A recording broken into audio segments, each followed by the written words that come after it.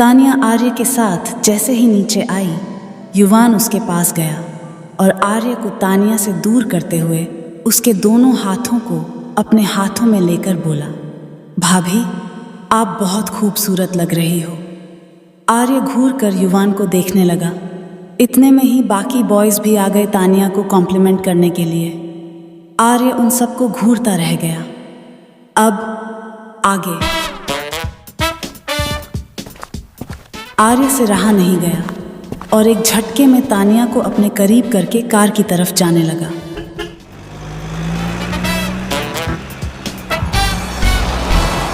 थोड़ी ही देर में वो रजावत मैंशन पहुंच गए। उनके पहुंचने के बाद विवेक भी थोड़ी ही देर में पहुंच गया।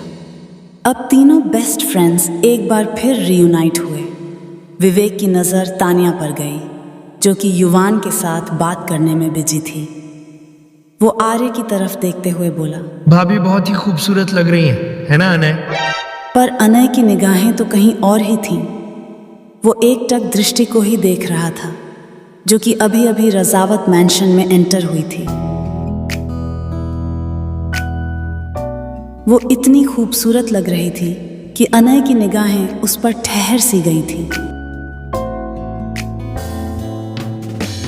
अनय को जवाब न देता देखकर विवेक ने उसकी तरफ देखा, फिर आर्य की तरफ देखकर स्माइल करते हुए बोला, ओए मैनू ਤਾਂ पल्ले ही दसिया सी कि अपने मुंडे ਨੂੰ एक कुड़ी दे नाल प्यार हो गया है।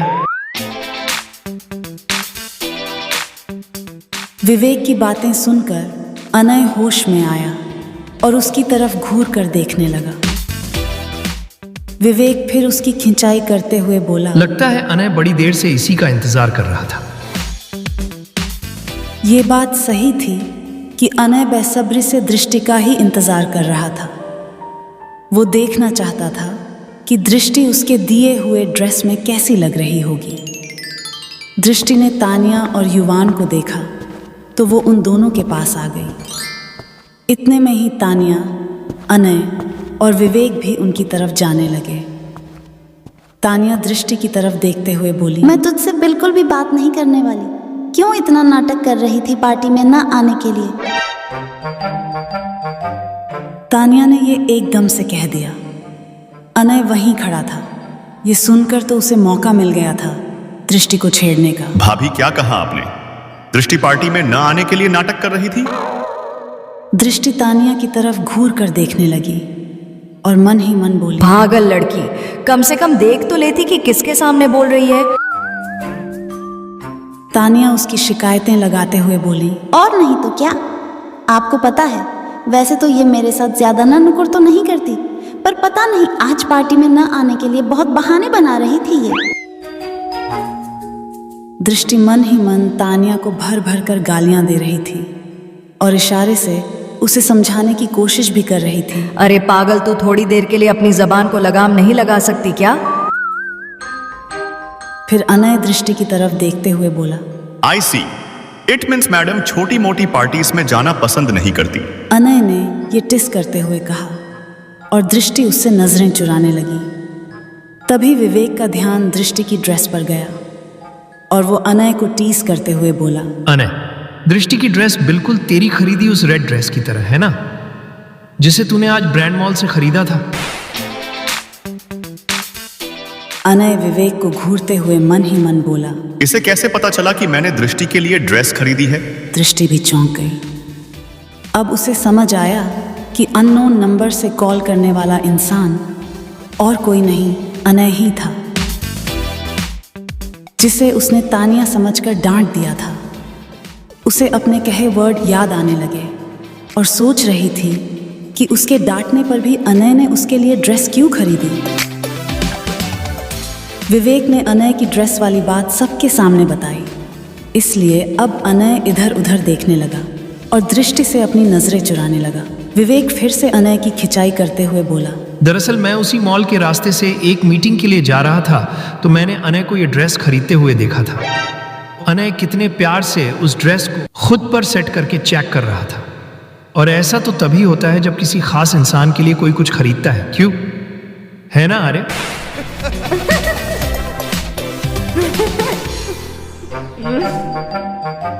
विवेक की बात सुनकर तानिया और आर्य हंसने लगे। दृष्टि तो अब अनय को घूर कर देखने लगी। अनय भी अब क्या कर सकता था। वो विवेक को खा जाने वाली नजरों से देखता रहा और उसे मन ही मन हजारों गालियां दे रहा था, जिसे आर्य और विवेक अच्छे से समझ रहे थे। ये सब बातें हो ही रही थीं कि तभी गौतम जी वहां आ गए।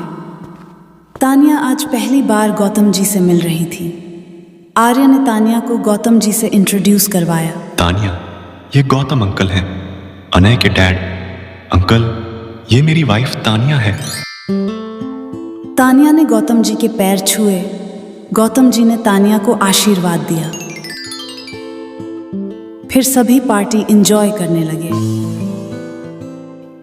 तानिया दृष्टि को परेशान देखकर पूछ बैठी, क्या हुआ तुझे? तेरे चेहरे पर 12 क्यों बजे हैं?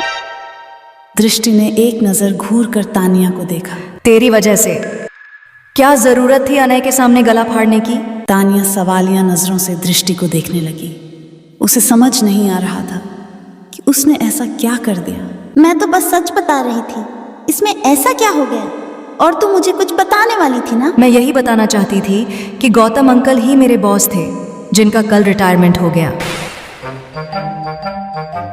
इतना कहकर दृष्टि रुक गई।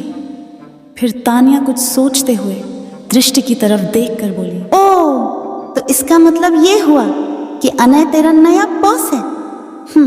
तो इसका मतलब ये है कि अब तुझे अपने सारे कर्मकांड याद आ रहे होंगे जो तूने अनय के साथ किए हैं।